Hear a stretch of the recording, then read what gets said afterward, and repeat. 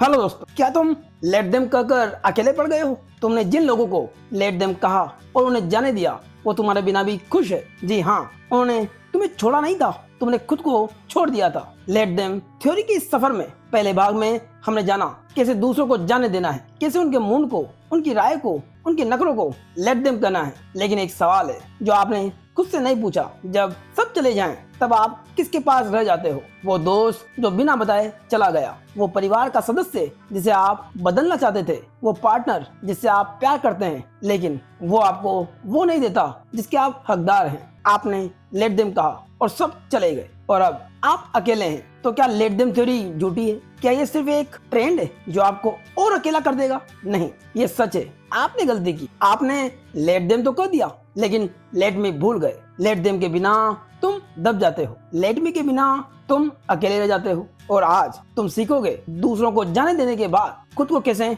पा सकते हो। आप सोचते थे कि ये समरी दूसरों के बारे में है, नहीं, ये तुम्हारे बारे में है, तुम्हारे उन सपनों के बारे में जो तुमने टाल दिए क्योंकि किसी की राय का डर था, तुम्हारे उन रिश्तों के बारे में जो टूट चुके हैं क्योंकि तुमने किसी को बदलने की कोशिश की, तुम्हारे उस प्यार के बारे में जिसे तुम चाहते थे लेकिन खुद को उस लायक नहीं समझा। तो अब जब तुम दूसरों को जाने देना सीख चुके हो, अब तुम जानोगे खुद को वापस पाना। यही लेट मी है, यही वो चाबी है जो तुम्हें अकेलेपन से निकाल कर तुम्हारी अपनी जिंदगी की ड्राइवर सीट पर बिठाएगी। वो चाबी जो तुम्हें सिखाएगी कि दोस्ती तुम्हारी जिम्मेदारी है, परिवार जिसे तुम चुनते हो कैसे प्यार करना है, प्यार जिसके लिए तुम तय करते हो कि कौन तुम्हारे लायक है। तो क्या तुम तैयार हो अपने लेट मी में कदम रखने को? तो चलिए लेट देम थ्योरी के इस दूसरे भाग के सफर को शुरू करते हैं। Chapter 11, the truth no one told you about adult friendship. जरा सोचिए, स्कूल या कॉलेज में जितने आसानी से दोस्त बन जाते थे,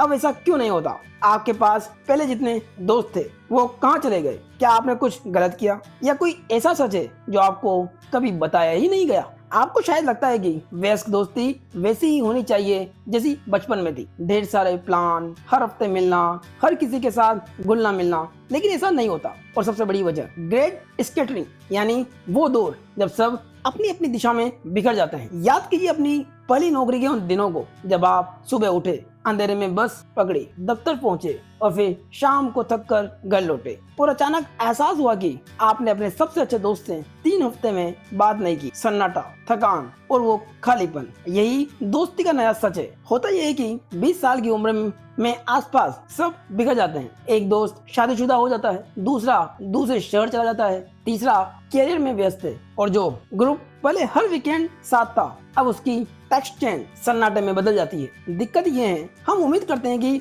दोस्ती वैसे ही चलती रहेगी, जब वो नहीं चलती तो हमें लगता है शायद मुझसे कोई गलती हुई। हम पिंग करने लगते हैं, ज्यादा मैसेज करते हैं, जलन करने लगते हैं और फिर हम खुद को बाहर पाते हैं। लेखिका कहती है, मैं खुद इस दौर से गुजरी हूँ। मैंने सोचा था कि मेरी पुरानी सहेलियां मुझसे नाराज है क्योंकि वो बिना मुझसे बताए ट्रिप पर चली गई, लेकिन सच ये है ताकि मैंने खुद उनसे संपर्क तोड़ रखा था। मैं व्यस्त थी, मैंने प्लान नहीं किए, उन्होंने मुझे नहीं छोड़ा, बस प्रोक्सिमिटी यानी निकटता कम हो गई थी। लेखिका कहती है, वयस्क दोस्ती के 3 स्तंभ होते हैं। फर्स्ट, प्रोक्सिमिटी, आप एक दूसरे के कितने पास रहते हैं। रिसर्च बताती है कि एक करीबी दोस्त बनने में 200 घंटे साथ बिताने पड़ते हैं। कॉलेज में ये आसान था, नौकरी में नहीं। सेकंड, टाइमिंग, आप जिंदगी के किस चैप्टर में हो। जब कोई दोस्त नए पेरेंट्स बन जाता है और आप सिंगल है तो कनेक्ट होना मुश्किल होता है। थर्ड, एनर्जी, क्या आपकी एनर्जी मैच करती है? कभी कभी एनर्जी बदल जाती है और ये कोई पर्सनल बात नहीं है। इसका समाधान क्या है? ये तय करना कि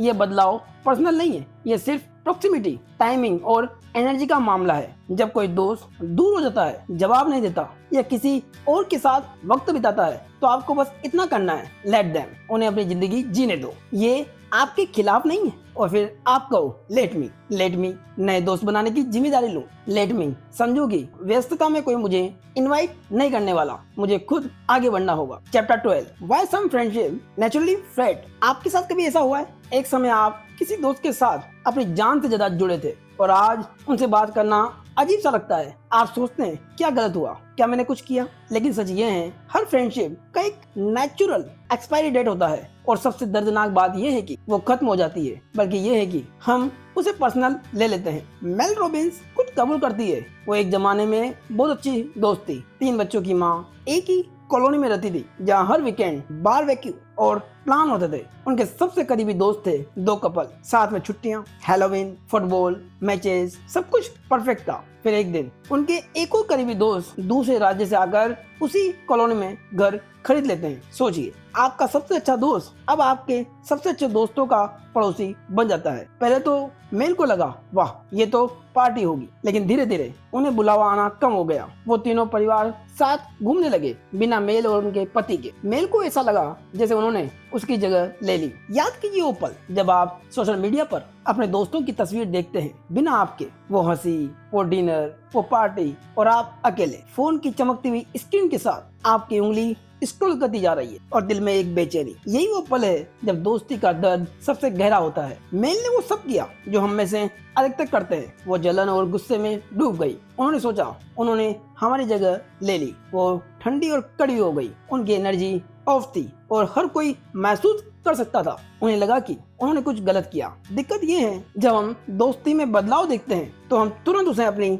अस्वीकृति समझ लेते हैं। हम सोचते हैं कि उन्होंने हमें छोड़ दिया, लेकिन असलियत कुछ और ही थी। मेल बताती है मैंने सोचा कि उन्होंने मुझसे दोस्ती तोड़ ली, लेकिन असल में प्रॉक्सिमिटी बदल गई थी। वो 3 परिवार अब एक ही गली में रहते थे, एक साथ बच्चों को बस पकड़ते थे। उनके आपस में वक्त बिताना लाजमी था। ये कोई साजिश नहीं थी। और यहाँ सबसे बड़ी चुनौती आती है। हम उम्मीद करते हैं कि दोस्ती हमेशा वैसी ही रहेगी। जब वो नहीं रहती तो हम टूट जाते हैं। हम या तो दोस्तों को विलन बना देते हैं या खुद को। दोनों ही गलत है। मेल को ये समझने में सालों लग गए, लेकिन जब उन्होंने लेट देम थ्योरी सीखी तो उन्हें एक बड़ा सच पता चला। दोस्ती के 3 स्तंभ है, प्रॉक्सिमिटी, टाइमिंग और एनर्जी। जब ये बदलते हैं तो दोस्ती का स्वाभाविक अंत या दूरी बनना लाजमी है। और यह समझने वाली बात यह है कि ये कोई पर्सनल हमला नहीं है। मेल को अपनी गलती समझ में आई। उन्होंने उम्मीद की थी कि दोस्ती हमेशा पहले जैसी रहेगी। जब वो नहीं रही तो उन्होंने सबको दोष दिया, लेकिन सच ये था कि जैसे जैसे जिंदगी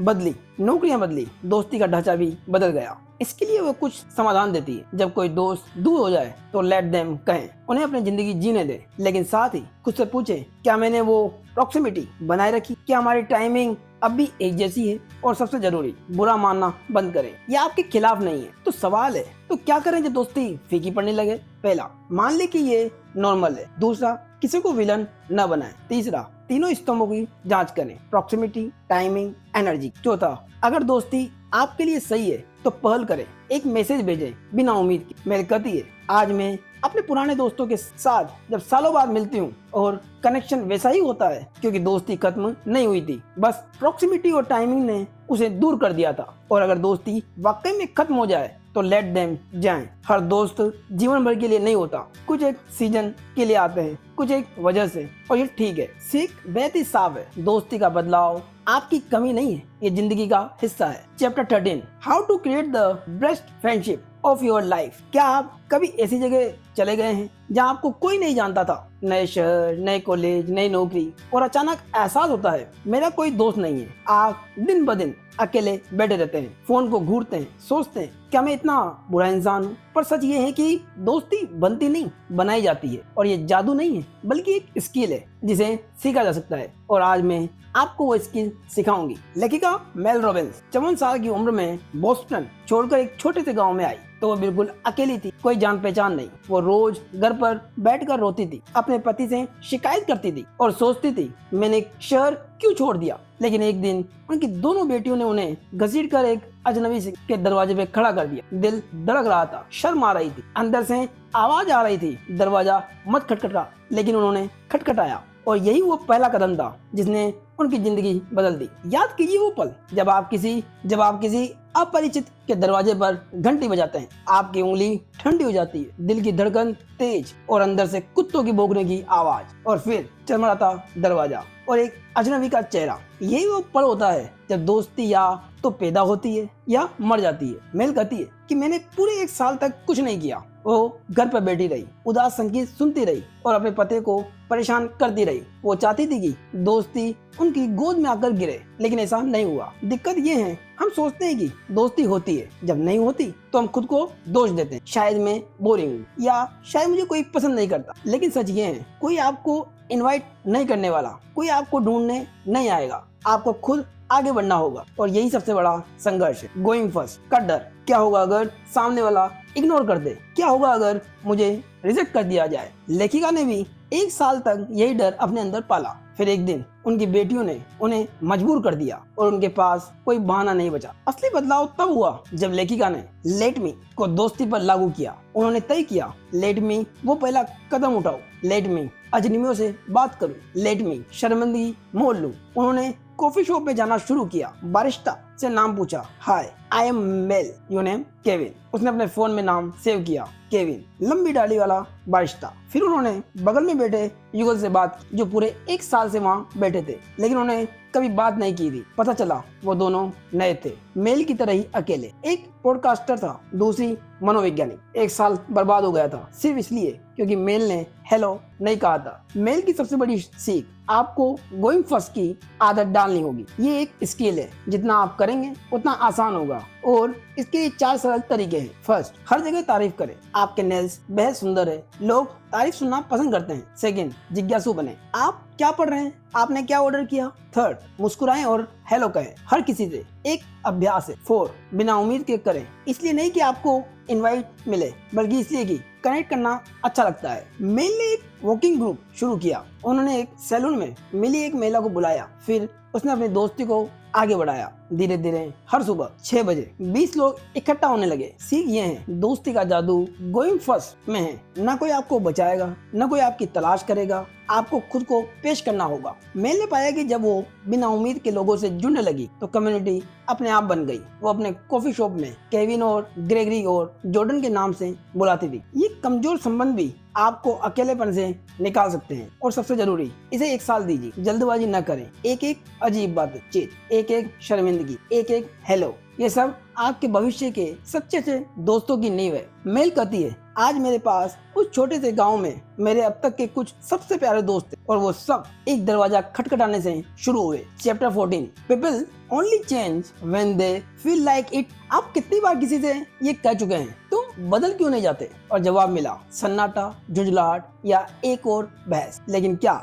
होगा अगर मैं आपको बताऊं कि आपकी हर मदद वास्तव में उन्हें और अंदर धकेल रही है? और सबसे बड़ा सच ये है कि कोई तब तक नहीं बदलता जब तक उसे खुद बदलने का मन न करे, चाहे आप कितना भी चाहें। मेल कहती है, उनकी एक सहेली है जिसका पति बहुत मोटा हो गया है। वो उससे प्यार करती है, लेकिन उसकी सेहत उसे रात दिन परेशान करती है। उसने सब कुछ किया, जिम की मेंबरशिप दिलवाई, हेल्दी खाना बनाया, पेलोटन मंगवा दिया। क्या हुआ? कुछ नहीं। पति वही का वही है, वैसे का वैसा। वो उससे तंग आ चुकी है और आपके साथ भी ऐसा ही है। कोई करीबी जो नहीं बदल रहा, चाहे वो नौकरी बदलने की बात हो, शराब छोड़ने की या बस अपने बर्तन खुद धोने की। आपने लाख समझाया, लाख रोए, लाख डांटा, फिर भी वो नहीं बदले। याद कीजिए वो रात जब आपने अपने पार्टनर को आईने के सामने खड़ा करके कहा, खुद को देखते हो, क्या हाल कर लिया है? आपकी आवाज में गुस्सा है, लेकिन अंदर से दर्द है। वो चुप है, लेकिन उसके चेहरे पर वही पुरानी जिद है। फिर आप कमरे से बाहर निकल जाते हैं और उसी सोफे पर वो फिर से बैठ जाता है, चिप्स खाते हुए। क्यों? दिक्कत ये है कि हम सोचते हैं अगर मैं पर्याप्त जोर दूं तो वो बदल जाएगा, लेकिन हकीकत ये है कि बदलाव दबाव से नहीं बल्कि विद्रोह पैदा करता है। जब आप किसी पर दबाव डालते हैं तो वो आपसे दूर भागता है। उसे लगता है कि आप उसकी आजादी छीन रहे हैं। मेल कहती है, मैंने सालों तक अपने भाई को पर्सनल ट्रेनर गिफ्ट किया, अपनी माँ को थेरेपी भेजने की कोशिश की, सब फेल, क्योंकि दबाव से सिर्फ पुशबैक मिलता है। समस्या का असली कारण क्या है? हमारा दिमाग इस तरह बना है कि वो तुरंत सुख की तरफ जाता है और दर्द से बचता है। आपका दोस्त जानता है कि जिम जाना अच्छा है, लेकिन सोफे पर बैठना तुरंत आराम देता है। आपका दबाव उस दर्द को और बढ़ा देता है और वो और जिद पकड़ लेता है। कड़वा सच ये है कि हर इंसान सोचता है कि वो अपवाद है, मुझे कुछ नहीं होगा। दिल का दौरा दूसरों को पड़ा है और दूसरों को पड़ता रहेगा, मुझे नहीं। यही सोच आपके पार्टनर को बिना एक्सरसाइज के जीने देती है और आपकी धमकियां कि मैं तुम्हें छोड़ दूंगी उसके दिमाग में दर्ज ही नहीं होती। वैज्ञानिकों ने पाया है कि डराने वाली बातें सुनते ही दिमाग का वो हिस्सा बंद हो जाता है। असली बदलाव तब आता है जब ये बात आप समझ लें कि आपका काम बदलना नहीं बल्कि प्रभावित करना है, और वो भी तभी जब आप बदलाव छोड़ दें। पहली सीख, बदलाव केवल तभी होता है जब व्यक्ति खुद तैयार हो, आप उसे नियंत्रित नहीं कर सकते। दूसरी सीख, लेट देम। उन्होंने कहा कि उन्हें वहीं रहने दें, सोफे पर, उसी नौकरी में, उसी आदत में। आपकी स्वीकार्यता ही उन्हें सुरक्षित महसूस कराती है। तीसरी सीख, आपकी ताकत आपके प्रभाव में है, दबाव में नहीं। इसे ऐसे समझिए, अगर आपका सहकर्मी हर दिन लंच पर टहलने जाता है तो देखते देखते आप भी टहलने लगते हैं। वो आपको बदल नहीं रहा, आप उससे प्रेरित हो रहे हैं। ये सोशल कॉन्टेजियन है, क्योंकि व्यवहार छुआछूत की तरह फैलता है। समाधान सीधा है। फर्स्ट, लेट देम, उन्हें वैसे ही रहने दें। सेकंड, लेट मी, खुद वो बदलाव करें जो आप दूसरों में देखना चाहते हैं, उसे मजेदार और आसान बनाएं। थर्ड, धैर्य रखें, दिमाग को बदलने में 6 महीने लग सकते हैं। हर छोटी कोशिश का जश्न मनाएं। मेल कहती है, जब मैंने अपनी सहेली को समझाया कि वो अपने पति को जिम जाने के लिए गिफ्ट न दे, बल्कि खुद रोज सुबह उठने लगे और जिम जाए, तो 3 महीने बाद उसका पति खुद उसके साथ चलने लगा। उसे लगा कि ये उसका अपना विचार था, खुद का अपना निर्णय था। याद रहे, आप किसी को नहीं बदल सकते, आप सिर्फ उनके लिए रास्ता बना सकते हैं। आपकी जिम्मेदारी ये नहीं है कि वो बदले, बल्कि ये है कि आप उन्हें वैसे ही स्वीकार करें जैसे वो है। और याद रखें, जब आप दबाव छोड़ते हैं तभी जगह बनती है। जगह बनती है उनके अपने फैसले के लिए, और यही फैसला उनका अपना टिकता है। लेट देम, लेट मी, ये असली चाबी है। Chapter 15, unlock the power of your influence. क्या होगा अगर मैं आपको बताऊंगी आपकी चुप्पी दूसरों को बदलने की सबसे बड़ी ताकतवर हथियार हो सकती है। हाँ, वही चुप्पी जो आपको लगती है कि कुछ नहीं करती। अब तक हमने सीखा कि दबाव बदलाव नहीं लाता, सिर्फ विद्रोह लाता है। तो फिर क्या करें? क्या आप बस चुप रहें और उम्मीद करें? नहीं, आप प्रभाव का इस्तेमाल करें। मेल कहती है, एक सहकर्मी को लीजिए जो हर दिन लंच पर टहलता है। आप उसे देखते हैं, वो हमेशा तरोताजा लगता है। एक दिन आप खुद को टहलते हुए पाते हैं और आपको लगता है ये मेरा अपना विचार था, बल्कि ऐसा नहीं है, ये सामाजिक इन्फ्लुएंस था। याद कीजिए, जब आप किसी दोस्त को कुरकुरे या चिप्स खाते हुए देखते हैं, उसकी आवाज सुनते ही आपके मुंह में पानी आ जाता है। आपको भी कुरकुरे और चिप्स खाने का मन करता है बिना किसी के कहे। यही प्रभाव की ताकत है। ताकत कहाँ है? जब आप चाहते हैं कि आपका पार्टनर एक्सरसाइज करे तो आप उसके ऊपर जिम जाने का दबाव ना थोपे, बल्कि जब आप खुद जाते हैं, मजे करते हैं और ऊर्जा के साथ लौटते हैं, तो धीरे धीरे वो सोचने लगता है, क्यों ना मैं भी चलूं। लेकिन ये आसान नहीं, क्योंकि इसमें धैर्य चाहिए। मेल कहती है, आपको कम से कम 6 महीने लग सकते हैं, और इस दौरान आपकी सबसे बड़ी चुनौती होगी बिना उम्मीद के करते रहना। अगर आप ये सोचकर टहलने जाएंगे कि आज मेरा पति मेरे साथ आएगा और वो नहीं आएगा, तो आप निराश होंगे, गुस्सा करेंगे और छोड़ देंगे। उम्मीद ही आपकी सबसे बड़ी दुश्मन है। दूसरी चुनौती, आपका अपना अहंकार। आप सोचते हैं मैंने तो सब कुछ कर दिया, फिर भी वो नहीं बदला। लेकिन बदलाव उनकी मर्जी से होता है, आपकी जल्दबाजी से नहीं। मेल खुद कबूल करती है, मैंने अपने भाई को पर्सनल ट्रेनर गिफ्ट किया, अपनी माँ को थेरेपी दिलवाने की कोशिश की, सब फेल, क्योंकि मैं बदलाव की डिलीवरी कर रही थी, उन्हें प्रेरित नहीं कर रही थी। और असली बदलाव आता है एबीसी लूप्स। ए, एपोलॉजी यानी माफी मांगो। फिर आस्क, खुले सवाल पूछो। आप कहें, मुझे माफ करना, मैंने तुम पर दबाव डाला। मैंने कभी तुमसे नहीं पूछा तुम्हारी सेहत को लेकर तुम कैसा महसूस करते हो। ध्यान दें, ये सवाल है, फैसला नहीं। आपकी राय यहाँ बेकार है, आप बस उन्हें अपने अंदर के तनाव को महसूस करवा रहे हैं। बी, बैक ऑफ और ऑब्जर्व देयर बिहेवियर। अब दबाव बिल्कुल मत डालो, उन्हें सोचने का समय दो। इसमें महीनों लग सकते हैं, और इस दौरान तुम वो बदलाव करो जो तुम चाहते हो, लेकिन मजे के लिए, उम्मीद से नहीं। See, celebrate and continue to model change. जैसे ही वो कोई छोटा कदम उठाए तो तुरंत तारीफ करो, उन्हें गले लगाओ और कहो, तुम बहुत अच्छे लग रहे हो। रिसर्च करती है, तुरंत सकारात्मक इनाम दिमाग को वो काम दोहराने के लिए प्रेरित करता है। और ये सब करने से पहले खुद से पूछो कि ये चीजें मुझे इतना परेशान क्यों करती है। 5 बार क्यों पूछो। पहला, क्यों? क्योंकि वो अपनी सेहत का ध्यान नहीं रखता। दूसरा, क्यों? क्योंकि वो बच्चों के लिए गलत मिसाल है। तीसरा, क्यों? क्योंकि मुझे डर है कि वो मर जाएगा। चौथा, क्यों? क्योंकि मैं उसके बिना नहीं रह सकता। 5वां, क्यों? क्योंकि मैं उससे प्यार करती। ये सवाल आपको बताता है कि असली समस्या उसकी आदत नहीं, बल्कि आपका डर है। और ये जानकर दबाव छोड़ना आसान हो जाता है। याद रहे, लोग केवल तभी बदलते हैं जब उन्हें लगे कि बदलाव उनका अपना फैसला है। आपका काम है उनके सामने एक ऐसी दुनिया रखना जहाँ बदलाव आसान हो, मजेदार हो और फायदेमंद दिखे। लेट देम, उन्हें वैसे रहने दे। लेट मी, खुद में बदलाव करें बिना उम्मीद के,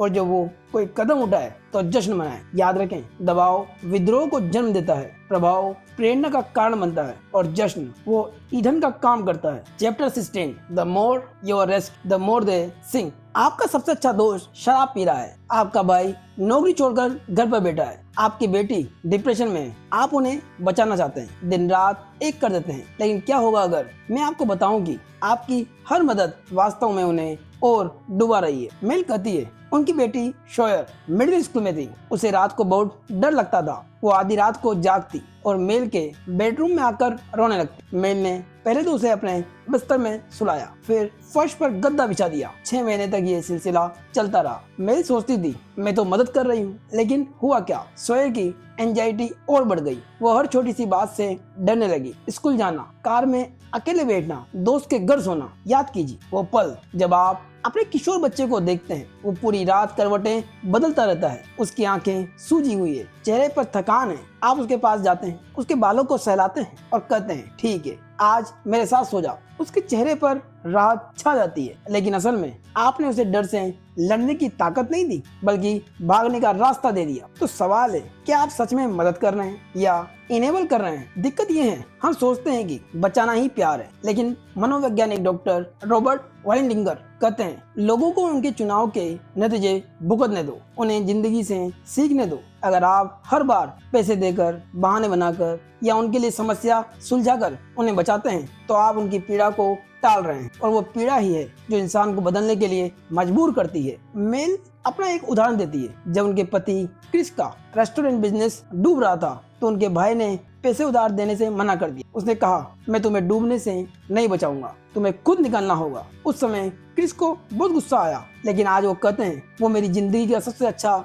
एहसास था, क्योंकि जब भाई ने पैसे नहीं दिए तो क्रिस के पास डूबने या तैरने के अलावा कोई चारा नहीं बचा। उसने बिजनेस छोड़ा, शराब छोड़ी और अपनी जिंदगी संभाली। असली चुनौती ये है कि आप डरते हैं कि अगर आपने पैसे नहीं दिए तो वो सड़क पर आ जाएगा, अगर आपने उसे फर्श पर नहीं सुलाया तो वो रात भर रोएगा। लेकिन सच ये है कि अगर आप हर बार उनका सहारा बनेंगे तो वो कभी खड़ा होना नहीं सीख पाएंगे। असली सच्चाई ये है कि आपकी मदद असल में बचाव है, और बचाव डूबने वाले को और डुबोता है। सही तरीका ये है समर्थन देना, बचाव नहीं। फर्क समझिए कि बचाव और समर्थन में अंतर क्या है। बचाव उसके लिए समस्या को सुलझाना, और समर्थन उसे खुद समस्या सुलझाने के लिए प्रोत्साहित करना। बचाव बिना शर्त के पैसे देना, और समर्थन शर्त के साथ पैसे की मदद करना कि तुम इतने समय में पैसे को चुका दोगे। बचाओ बहाने बनाना, समर्थन सच बोलना कि मैं तुम्हारी मदद नहीं कर सकती। बचाओ उसे बचाने के लिए खुद तक जाना, समर्थन उसे बचाने के लिए अपनी सीमाएं निर्धारित करना कि मैं तुम्हारी इतनी ही मदद कर सकता हूँ। मेल की बेटी की समस्या के समाधान के लिए एक थेरेपिस्ट ने सलाह दी कि आप हर रात उसे वापस उसके कमरे में ले जाओ, चाहे वे रोए, चाहे मेहनतें करे, उसके दरवाजे पे खड़े रहो, लेकिन उसे अपने कमरे में मत आने दो। पहली 5 रातें बेहद ही मुश्किल थी। मेरे को लगा वो एक राक्षस माँ है, लेकिन 5वीं रात के बाद शोयर खुद सोने लगी, क्योंकि उसने सीख लिया डर सहने योग्य है और मैं इसे झेल सकती। जब आप किसी को डूबने से बचाते हैं तो आप उन्हें तैरना सीखने का मौका नहीं देते। हाँ, अगर कोई खतरनाक स्थिति में है, जैसे कि नशे में गाड़ी चलाना, तो तुरंत हस्तक्षेप करें, लेकिन रोजमर्रा के संघर्षों में कर्ज, आलस्य, डिप्रेशन, लत, आपकी भूमिका प्रेरित करने वाले कोच की होनी चाहिए, बचाने वाले सुपर हीरो की नहीं। लेट देम, उन्हें अपने चुनाव के नतीजे भुगतने दें। लेट मी, उनके लिए एक सुरक्षित वातावरण बनाएं, जैसे घर साफ करना, खाना रखना, लेकिन उनकी समस्या खुद न सुलझाएं। और सबसे जरूरी, बिना शर्त। प्यार का मतलब बिना शर्त पैसा देना नहीं है। कभी कभार सबसे प्यार भरा काम होता है न कहना, जैसे क्रिस के भाई ने कहा था मैं तुम्हें बाहर नहीं निकाल सकता इस समस्या, तुम खुद इस समस्या से बाहर निकलो। Chapter 17, how to provide support the right way. आप किसी को मदद कर रहे हैं, लेकिन वो और गहरे डूब रहा है। आप और पैसे दे रहे हैं, वो और बर्बाद कर रहा है। आप रात भर रो रहे हैं, वो सुबह उठकर वही गलती दोहरा रहा है। तो फिर सही मदद क्या है? क्या आपको पूरी तरह हाथ खींच लेना चाहिए, या कोई तरीका है जो वाकई में काम करता है? जानिए शर्तों के साथ मदद करने का वैज्ञानिक तरीका। याद रहे, बचाव डूबने वाले को और डुबोता है, लेकिन फिर सवाल उठता है मदद करें या न करें। अगर करें तो कैसे करें? मेल कहती है ज्यादातर लोग मदद के नाम पर पैसे उछालना शुरू कर देते हैं। बेरोजगार बेटे को किराया देना, शराबी दोस्त को बिल भरना, डिप्रेस्ड पार्टनर के लिए सब कुछ खुद करना, लेकिन ये मदद नहीं है, इनेबलिंग है। याद कीजिए, आप अपने उस दोस्त को देखते हैं जो हर महीने अपने बेटे के क्रेडिट कार्ड का बिल भरती है। वो कहती है बस इस बार वो जॉब ढूंढ लेगा, लेकिन 3 साल बीत गए, बेटा अभी भी घर पर है, वीडियो गेम खेल रहा है और माँ हर महीने रो रही है। यही है बिना शर्त के पैसे देने की दुविधा। तो सवाल ये है कि आप कैसे जानेंगे कि आपकी मदद वास्तव में मदद है या सिर्फ आदतों को बढ़ावा देना। सबसे बड़ी चुनौती ये है, हम अपराध बोध के कारण शर्त नहीं लगाते। हमें डर लगता है अगर मैंने पैसे नहीं दिए तो वो बेघर हो जाएगा, अगर मैंने उसका काम नहीं किया तो वो फेल हो जाएगा। लेकिन हकीकत ये है कि बिना शर्त के मदद करना उन्हें और कमजोर बनाता है। दूसरी चुनौती, हम मदद के नाम पर माहौल बनाना भूल जाते हैं। हम सोचते हैं बस पैसे दे दो, बात कर दो, लेकिन असली मदद तो बिना मांगे वातावरण बदलने में है। मेल अपना उदाहरण देती है, जब उन्हें बच्चे के जन्म के बाद गंभीर पोस्टमार्टम डिप्रेशन हुआ तो कोई नहीं पूछ रहा था कैसे मदद करूं। लोग बस आ जाते थे, उनकी चचेरी बहन साफ करने आ जाती, उनके ससुराल वाले कहते चलो हम फ्लावर शो देखने जा रहे हैं, उन्हें बाहर निकालते, भले ही वो जोम्बी की तरह बैठी हो। पूछा नहीं, बस किया। सही मदद के 2 रास्ते हैं। पहला, शर्तों के साथ आर्थिक मदद। अगर पैसे देने ही हैं तो शर्तें लगाइए। इसे ऐसे समझिए, तुम यहाँ रह सकते हो, लेकिन शर्त ये है कि हर हफ्ते थेरेपी जाओगे और थेरेपिस्ट महीने में 1 बार मुझसे बात करेगा। मैं तुम्हारा कॉलेज फीस दूंगी, पर शर्त है तुम्हारे ग्रेड 3.0 से ऊपर रहे। अगर वो शर्तें तोड़े तो मदद बंद करो। ये क्रूर होना नहीं है, ये प्यार से ही की गई सबसे अच्छी मदद है। सेकंड, बिना मांगे माहौल बदलना। जब कोई डिप्रेशन या संकट में होता है तो वो खुद नहीं बता पाता कि उसे क्या चाहिए, इसलिए पूछो मत, करो। क्या कर सकते, उनके घर जाकर उनका घर साफ कर दो, फ्रिज में हेल्दी खाना भर दो, उनके बेडरूम के पर्दे खोल दो और खिड़कियां खोल दो, रोशनी और हवा अंदर आने दो, उनके कपड़े धो दो, उनके बच्चों या कुत्ते को पार्क ले जाओ। बिना किसी जवाब उम्मीद हर हफ्ते में 1 बार टेक्स्ट करो, मैं तुम्हारे बारे में सोच रहा हूँ, तुम अकेले नहीं हो। और हाँ, मदद करते वक्त उम्मीद मत रखो, ना थैंक यू की, ना लंबे मैसेज। मदद करने का सही तरीका है शर्तों के साथ आर्थिक सहायता करना और बिना मांगे पर्यावरण या वातावरण को सुधारना। लेट देम, उन्हें अपने चुनाव के नतीजे भुगतने दें। लेट मी, उनके लिए एक सुरक्षित स्वस्थ वातावरण बनाएं। पैसे देते समय शर्त लगाएं और जब वो शर्तें तोड़े तो मदद वापस लें। और याद रखें, बिना शर्त प्यार का मतलब बिना शर्त पैसे देना नहीं है। कभी कभी सबसे बड़ा प्यार होता है नहीं कहना। Chapter 18, let them show you who they are. आप कितनी बार किसी के साथ डेट पर गए हैं, सब कुछ अच्छा लगा, उन्होंने आपको बताया कि वो आपको पसंद करते हैं, लेकिन आप कंफ्यूज थे। वो मैसेज करते हैं लेकिन प्लान नहीं करते। वो कहते हैं तुम बहुत खास हो, लेकिन फिर गायब हो जाते हैं। क्या आप जानते हैं इस भ्रम का राज क्या है? ये मिक्स्ड सिग्नल बिल्कुल साफ है। वो आपको उतना पसंद नहीं करते जितना आप सोचते हैं। मेल कहती है डेटिंग का मकसद सिर्फ द वन ढूंढना नहीं है, ये आपको सिखाती है कि आप क्या चाहते हैं और क्या बर्दाश्त नहीं करेंगे। लेकिन हम अक्सर गलती कर बैठते हैं, हम पोटेंशियल से प्यार करने लगते हैं, न कि असली इंसान से। याद कीजिए, आप किसी नए व्यक्ति से मिलते हैं, आपकी हथेलियों में पसीना आ जाता है, आपका दिल तेज धड़कता है और आप उनके हर शब्द को तुल देने लगते हैं। लेकिन जब आपको इग्नोर करते हैं तो आप उनके लिए बहाने बनाने लगते हैं। शायद वो व्यस्त है, शायद उन्होंने मैसेज नहीं देखा। यही पोटेंशियल का जाल है। मेल के अनुसार डेटिंग में सबसे बड़ा नियम है, अगर कोई आपको पसंद करता है तो आपको पता चल जाएगा, अगर नहीं तो आप कंफ्यूज रहेंगे। और कंफ्यूजन का मतलब है वो आपको पसंद नहीं करते। सबसे बड़ी जिज्ञासा ये है कि हम इसे क्यों नहीं मानते, क्योंकि हम चेंज करना पसंद करते हैं। हमें लगता है कि अगर हम थोड़ा और कोशिश करें तो वो बदल जाएंगे, लेकिन ऐसा नहीं होता। यहाँ सबसे बड़ी दिक्कत ये है कि हम लोगों के बर्ताव को नजरअंदाज करके उनके शब्दों पर विश्वास कर लेते हैं। कोई ये कह सकता है मैं रिलेशनशिप चाहता हूँ, लेकिन अगर वो हफ्तों से आपसे मिलने का प्लान नहीं कर रहा तो उसके शब्द बेकार है। मेल कहती है हम उन लोगों के लिए बहाने बनाते हैं जो हमें चाहते नहीं। हम सोचते हैं वो कमिटमेंट से डरते हैं, वो पिछले रिश्ते से आहत है, वो बस सही समय का इंतजार कर रहे हैं। नहीं, अगर वो चाहते तो करते। दूसरी यहाँ चुनौती है कि हम कंफ्यूजन को भी रोमांटिक समझ लेते हैं। हम सोचते हैं शायद वो शर्मिला है या शर्मिली है, शायद वो टेस्ट ले रहा है। लेकिन सच ये है, अगर कोई वाकई में दिलचस्पी रखता है तो आपको सोचना नहीं पड़ता। तीसरी चुनौती ये है, हमें सिखाया गया है कि हम चेंज न करें, लेकिन चेंज करने का मतलब ये नहीं कि आप पहला कदम न उठाएं। चेंज का मतलब है किसी ऐसे व्यक्ति को जानना, उनका पीछा करना जो साफ तौर पर आपको नहीं चाहता। मेल कहती है अगर कोई आपको पसंद करता है तो वो प्लान बनाता है। टेस्ट करना आसान है, मिलना मुश्किल। लेखिका कहती है उनके बर्ताव को सच मानो, बहाने मत बनाओ। उन्हें जानने के 3 नियम है। पहला, बर्ताव ही सच है, शब्द नहीं। अगर वो देर से जवाब देते हैं लेकिन कहते हैं मैं बहुत व्यस्त हूँ, लेट देम। अगर वो सिर्फ रात को 11 बजे मैसेज करते हैं, लेट देम। उनका बर्ताव बता रहा है तुम प्राथमिकता नहीं हो। सेकंड, कंफ्यूजन का मतलब है नहीं। जितना जल्दी आप ये मान लेंगे उतना अच्छा। लेट देम कंफ्यूज करें, लेट मी खुद के साथ ईमानदार रहूं, ये मेरे लिए नहीं है। थर्ड, चेंज करना बंद करो, चुनना शुरू करो। डेटिंग का मतलब हाँ कहना नहीं है, बल्कि न कहना सीखना है। जितनी जल्दी आप गलत लोगों को नहीं कहेंगे उतनी जल्दी सही व्यक्ति आपकी जिंदगी में आएंगे। लेट देम, उन्हें अपने बर्ताव से बताने दो कि वो कौन है। लेट मी, उस सच को स्वीकार करो भले ही वो दर्द दे। अपना समय और ऊर्जा उन लोगों के लिए बचाओ जो मुझे चुनते हैं। यहाँ सबसे बड़ी सीख यही है, आप ये कंट्रोल नहीं कर सकते कि कोई आपको चुने या नहीं, लेकिन आप ये कंट्रोल कर सकते हैं कि आप किसे चुनते हैं और किसे जाने देते हैं। जब कोई आपको फिक्स्ड सिग्नल दे तो समझो वो आपको नहीं चाहता। जब कोई आपको भ्रम में रखे तो समझो वो आपके समय का सम्मान नहीं करता। लेट देम जाएं, लेट मी आगे बढ़ूं। और याद रखें, आपकी असली लव स्टोरी आपके अतीत में नहीं बल्कि भविष्य में हर नई आपको बस उस हाँ के एक कदम और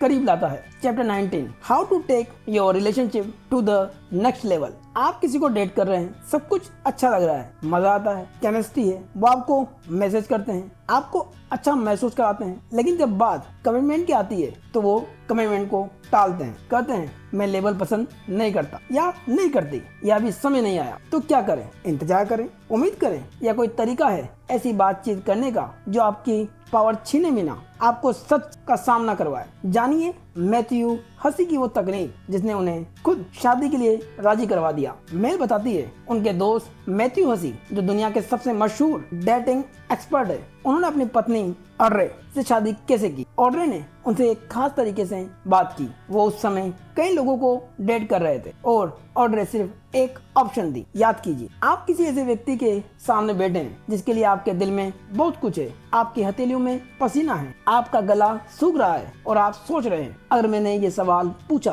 तो कहीं वो मुझे खो ना दे। यही वो डर है जो हमें कमिटमेंट की बातचीत से रोकता है। लेकिन ऑड्रे ने कुछ ऐसा कहा जिसने मैथ्यू को पूरी तरह बदल दिया। उन्होंने उससे ये नहीं कहा मैं तुमसे प्यार करती हूँ, मेरे से कमिट करो, बल्कि उन्होंने अपने समय की कीमत पर बात की। उन्होंने कहा मुझे तुम्हारे साथ वक्त बिताना अच्छा लगता है, लेकिन मैं अपने समय को वैल्यू करती हूँ। मैं उसी में समय लगाना चाहती हूँ जो कमिटमेंट की तरह बढ़ रहा हो। अगर तुम वहाँ नहीं हो तो मैं समझती हूँ, लेकिन मुझे अपने रास्ते जाना होगा। ये बातचीत कमिटमेंट की मांग नहीं थी बल्कि आत्मसम्मान का बयान था। यहाँ सबसे बड़ी दिक्कत है, हम कमिटमेंट की बात इस डर से टालते हैं कि कहीं हम कमजोर लगें। हम सोचते हैं अगर मैं ऐसा पूछूंगा या पूछूंगी तो वो सोचेगा या सोचेगी कि मैं जरूरतमंद हूँ, या अगर मैं दबाव डालूंगी तो वो भाग जाएगा। लेकिन असल समस्या ये है कि हम अपनी जरूरतों को दबा देते हैं। हम खुश रहने का नाटक करते हैं जबकि अंदर से हम कंफ्यूज होते हैं। मेल कहती है कंफ्यूजन का मतलब है कि वो आपको नहीं चाहता, लेकिन हम फिर भी उम्मीद में लगे रहते हैं। दूसरी चुनौती, हम सोचते हैं कि अगर हमने सीमा तय की तो रिश्ता खत्म हो जाएगा, लेकिन सच ये है अगर कोई आपको सिर्फ इसलिए छोड़ देता है क्योंकि आपने अपनी जरूरत बताई तो वो वैसे भी आपके लिए नहीं था। तीसरी चुनौती, हम मान लेते हैं कि सामने वाले पार्टनर को हमारी जरूरतें पता होगी, लेकिन ऐसा नहीं है। मेल कहती है लोग दिमाग नहीं पढ़ सकते, आपको बताना होगा। असली बदलाव तब आता है जब आप ये समझ जाते हैं कि कमिटमेंट की बातचीत का सही तरीका फोकस करना है दूसरे व्यक्ति पर नहीं बल्कि अपने समय और ऊर्जा की कीमत पर। मैथ्यू हसी की तकनीक के 4 सीधे कदम है। फर्स्ट, बातचीत के लिए सही मौका चुने, बार में नहीं, फोन पर नहीं, टेक्स्ट में तो बिल्कुल नहीं, एक शांत जगह जहां आप दोनों को समय मिले और आपके पास प्रॉपर समय हो। दूसरा, तारीफ से शुरू करें, मैं वाकई तुम्हारे साथ वक्त बिताने का मजा ले रहा हूँ। तीसरा, अपनी जरूरत बताइए बिना उम्मीद के, मैं अपने समय को बहुत वैल्यू करता हूँ, मैं अपनी ऊर्जा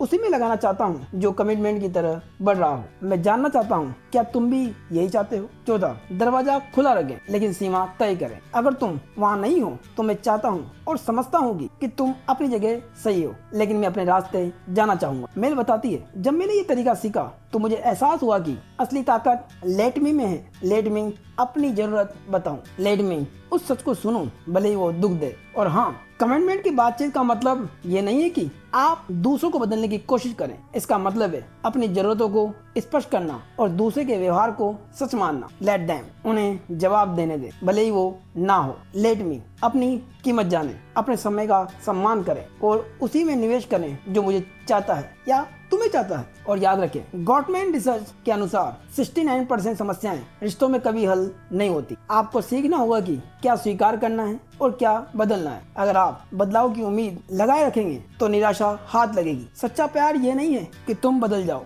तो मैं खुश रहूंगा। सच्चा प्यार ये है मैं तुम्हें वैसा ही चुनता हूँ और स्वीकार करता हूँ, और अगर मैं तुम्हें वैसा नहीं चुनता या नहीं चुन पाता हूँ तो मैं अपने रास्ते जाता हूँ। Chapter 20, how every ending is a beautiful beginning. क्या आपने कभी किसी ऐसे रिश्ते को छोड़ने के बारे में सोचा है जहाँ दिल तो कहता है रुक जा, लेकिन दिमाग कहता है बहुत हो गया? क्या हो अगर मैं आपको बताऊं कि हर दर्दनाक अंत असल में एक नई शुरुआत का सबसे खूबसूरत जरिया होता है, बशर्ते आप जानते हो कि उसे कैसे देखा जाए। जरा सोचिए, आप किसी ऐसे व्यक्ति के साथ हैं जिसे आप सच में प्यार करते हैं। वो बुरा इंसान नहीं है, नहीं आप, फिर भी कुछ टूट गया है, बातें अटकती है, सपने अब एक जैसे नहीं दिखते। आप एक ही कमरे में लेकिन अलग अलग दुनियाओं में जी रहे हैं। ऐसे में सबसे बड़ा सवाल उठता है, क्या ये रिश्ता अभी चल सकता है या फिर अब वो समय आ गया है जब लेट देम का मतलब केवल उन्हें जाने देना है। मेल कहती है, 30 साल की शादी के बाद मैं कह सकती हूँ कि हर रिश्ते में अंधेरे दौर आते हैं, लेकिन हर अंधेरा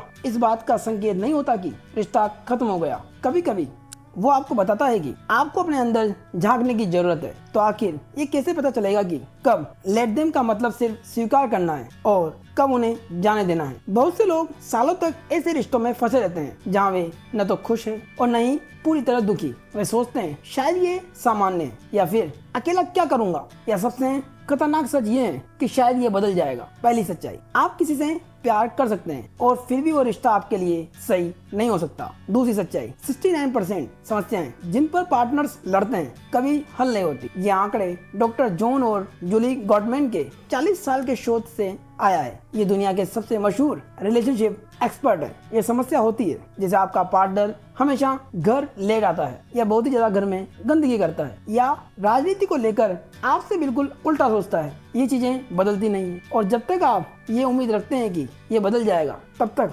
आपका रिश्ता एक स्टैंड ऑफ यानी गतिरोध में फंसा रहेगा। यहाँ असली संघर्ष ये है, हम ये मान लेते हैं कि अगर हम किसी से प्यार करते हैं तो हमें उनके जैसा बनना होगा, लेकिन सच्चा प्यार ये नहीं है। सच्चा प्यार वो सीखना है कि आप किसी को वैसे ही प्यार करें जैसे वे है, न कि जैसा आप चाहते हैं कि वे हो। जब आप ये समझ जाते हैं कि आप दूसरे इंसान को कंट्रोल नहीं कर सकते तो एक बड़ा बदलाव होता है। आप 2 काम कर सकते हैं। पहला, आप शिकायत करना बंद कर दें, यानी आप तय करें कि अब आप उनकी उस आदत के बारे में न तो सोचेंगे, न किसी से शिकायत करेंगे, न ही उनके साथ एग्रेसिव व्यवहार करेंगे। दूसरा, आप रिश्ता खत्म कर दें। इसके अलावा कोई रास्ता नहीं है, कोई तीसरा विकल्प नहीं है। लेकिन यहाँ सबसे दिलचस्प बात आती है, ABC लूप का विस्तार, DOE। आपने सीखा कि कैसे एपोलोजाइज करना है, ओपन एंडेड सवाल पूछना है, पीछे हटना है और बदलाव को सेलिब्रेट करना है। लेकिन अगर 3 महीने बाद भी कुछ नहीं बदला तो अब समय है स्टेप D,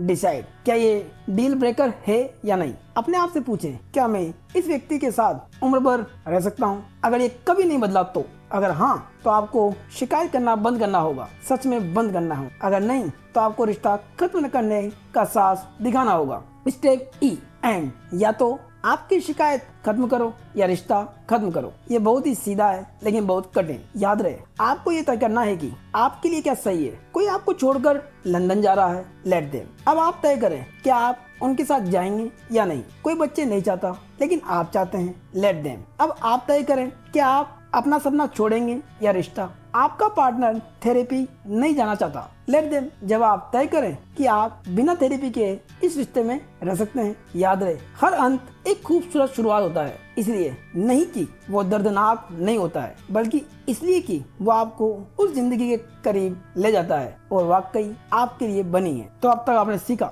लेट देम, दूसरों को जाने देना, उनके मूड को, उनकी राय को, उनके नखरों को। लेकिन आपने ये भी सीखा, लेट देम के बिना तुम दब जाते हो और लेट मी के बिना तुम अकेले रह जाते हो। अब तक आप शायद सोच रहे होंगे ये सब अच्छा लगता है, लेकिन क्या ये असल जिंदगी में काम करता है? मैं आपको एक आखिरी कहानी सुनाती हूँ। 41 साल की, $8 लाख के कर्ज में डूबी हुई, बेरोजगार, उसके पति का रेस्टोरेंट बिजनेस डूब रहा था। वो हर समय उठती और सोचती, क्या ये मेरी जिंदगी है? वो डरी हुई थी, शर्मिंदा थी, टूट चुकी थी। और फिर एक दिन उसने कुछ किया। उसने अपने अंदर की उस आवाज को सुना जो कह रही थी, बस अब बहुत हो गया। उसने दूसरों को जाने देना सीखा, उनकी राय को, उनकी उम्मीदों को, उनके फैसलों को, और फिर उसने खुद को पाना सीखा। वो महिला है, मैं खुद। मैंने वो सब कुछ किया जो मैंने आज आपको सिखाया है। मैं लेट देम कहा उन लोगों को जिन्होंने मुझ पर विश्वास नहीं किया, उस बॉस को जिसने मुझे नौकरी से निकाला, उन दोस्तों को जो मुझे समझ नहीं पाए। और फिर मैंने लेट मी कहा, लेट मी उठूं,